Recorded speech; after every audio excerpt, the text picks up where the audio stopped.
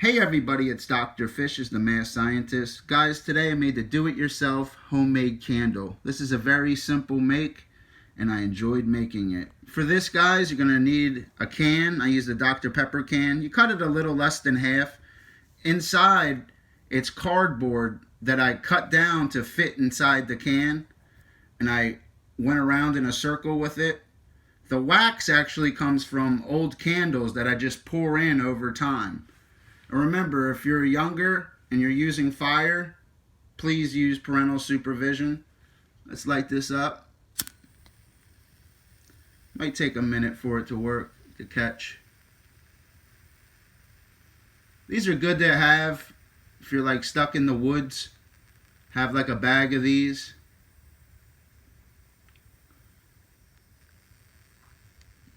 It takes a couple minutes to get her going.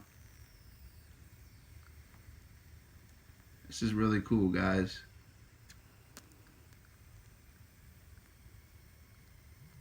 Oh, yeah. Come on, baby. There it goes. There it goes. Oh, yeah. It'll catch, too. It takes a couple minutes. This thing right here will burn for hours. It's a do-it-yourself homemade candle. Very easy make, guys. You can make a bunch of these. Like I said, all you need is some soda cans, some cardboard, and when you're burning a candle, just pour your wax in there. That's basically it.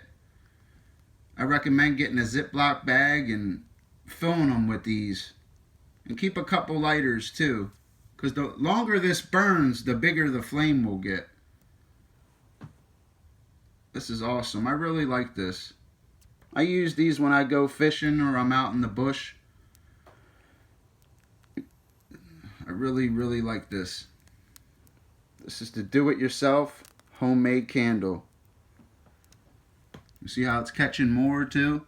This thing, again, will burn for hours, and the flame will only get bigger as the wax melts.